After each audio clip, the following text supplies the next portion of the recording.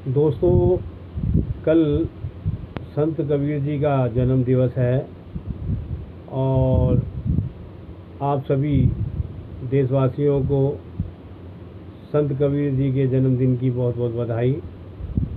और कल चांदनी चौक से और सदर बाज़ार वहाँ शोभा यात्रा निकलेगी। 2 बजे से चांदनी चौक से यात्रा शुरू होगी और सदर थाने के पास जाकर समाप्त होगी। आप सभी आमंत्रित रहें और एक बार फिर सभी को संत कबीर साहब जी के जन्म दिवस की बहुत बहुत बधाई।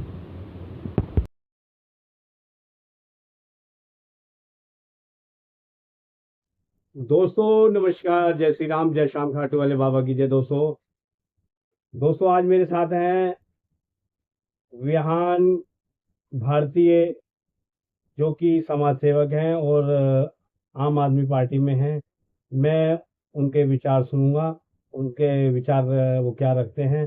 पानी की समस्या जो दिल्ली में चल रही है उसके विषय पर मैं इनसे इनकी राय लेना चाहता हूं। और मेरा नाम रण सिंह बागड़ी है। विहान कोहली जी नमस्कार, आपका स्वागत है रण सिंह बागड़ी चैनल में। तो विहान जी, आपकी जो दिल्ली सरकार की जो मंत्री हैं आतिशी जी, वह पानी के विषय पर धरने पर बैठ गई हैं और वो कह रही हैं कि भाई पानी, बीजेपी जो है वो केंद्र सरकार हमें पानी दिलाए। लेकिन वो हथनी जो कुंड है, जो वहाँ पर बैरिज है, वहाँ पर ही पानी नहीं है तो वो कहाँ से दिलाएंगे। अभी मैंने एनडीटीवी पर एक रिपोर्ट देखी थी, आपको भी मैं दिखाना चाहता हूँ उस रिपोर्ट को। उसके बाद आप अपना निर्णय दें। ठीक है, आपको मैं वहीं ले चलता हूँ।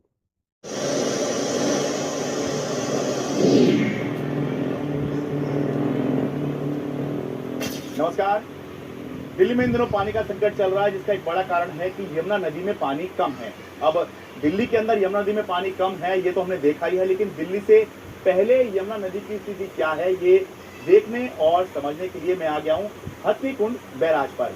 यमुना नदी यमुनोत्री से निकलती है, यानी कि उत्तराखंड से निकलती है और हिमाचल से होते हुए यहाँ हथनी कुंड बैराज पर आती है। इस दौरान यमुना नदी में टोंस और गिरी नदी भी मिलती है और उत्तराखंड और हिमाचल से जैसे ही यमुना नदी मैदान में आती है तो सबसे पहले हथनीकुंड बैराज पर आती है। और हथनीकुंड बैराज पर पानी की जो स्थिति है वो ये है कि आप देखिए कि यहाँ पानी बैराज है हथनीकुंड बैराज पर।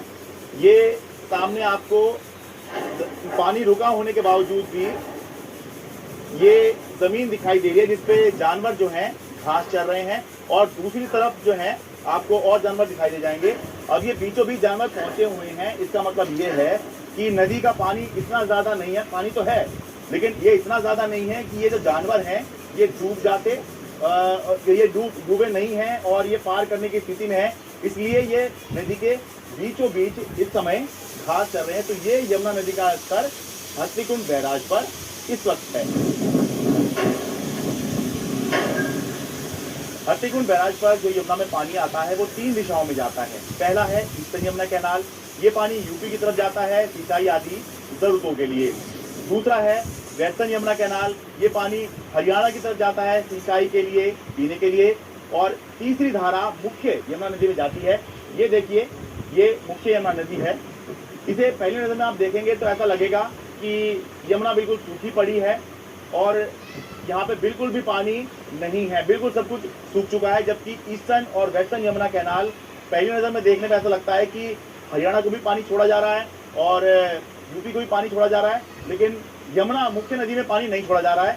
तो दरअसल बात यह है कि western Yamuna canal, eastern Yamuna canal में तो पानी छोड़ा जा रहा है, यमुना नदी में छोड़ा जा रहा है। दरअसल यमुना नदी में इस समय मरम्मत का काम चल रहा है जो 30 जून तक पूरा करना है। जो बाढ़ वगैरह आती है उससे नुकसान होता है तो उसकी मरम्मत यहाँ पर चल रही है।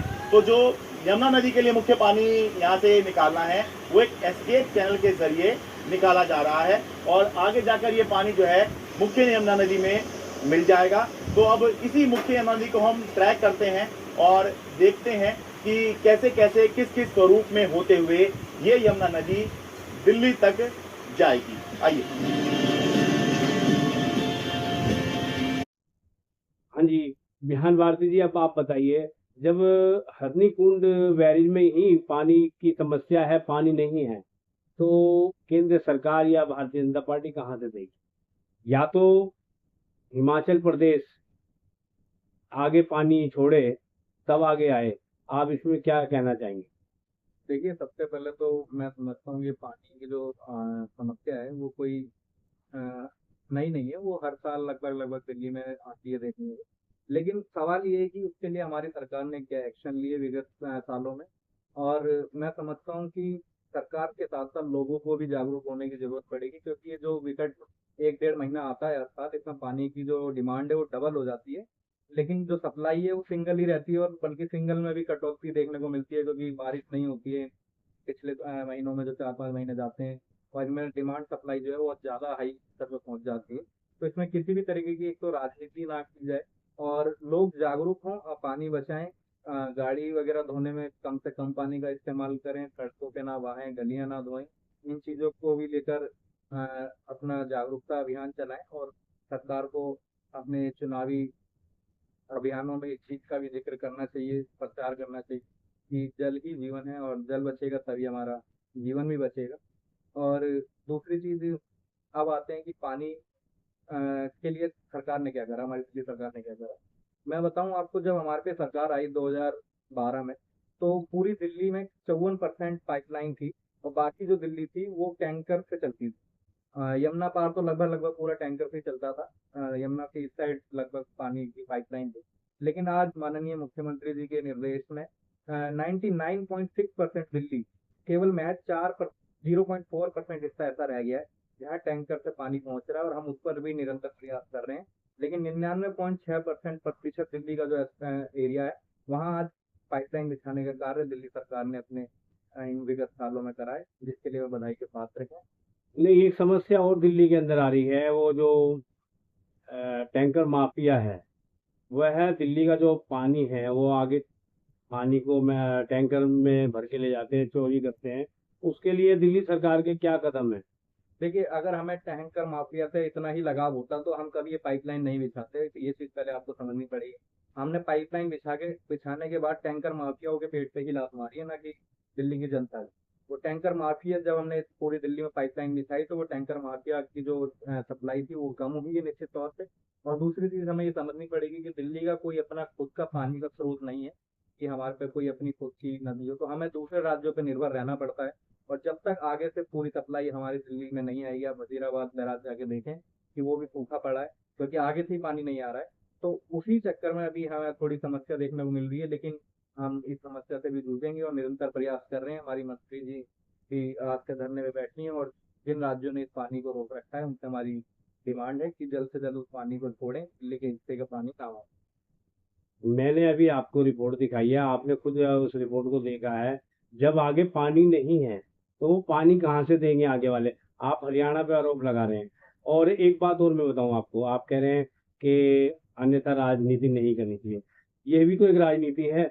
आप पहले अपने सोर्स से वहां से जानकारी लेते कि हथनी कुंड में पानी है कि नहीं है, आगे पानी है कि नहीं है। तो आप भी तो धरना धर के राजनीति कर रहे हैं। देखिए, अगर पानी नहीं है तो वो पानी गया कहाँ, ये भी तो सवाल है ना। कि आप बता रहे हैं कि हरियाणा में पानी नहीं है, हिमाचल में पानी मैंने नहीं आपको रिपोर्ट दिखाई है। है आप अगर हमें बता रहे एनडीटीवी की। हैं, रिपोर्ट तो हम भी दिखा सकते हैं आपको कई सारी, ना रिपोर्ट पे निर्भर ना हो। पर सवाल ये है कि अगर वहां नहीं है तो वो गया कहाँ पर? कहीं तो कहीं होल्ड कर रखा है ना किसी ने। तो किसी ने होल्ड कर रखा है तो वहां से छूटना चाहिए। वो जब छूटेगा, अब हमारे पास जब तक नहीं आएगा दिल्ली बैराज पे, वजीराबाद बैराज पे, तो हम वहां कहाँ से सप्लाई कर पाएंगे।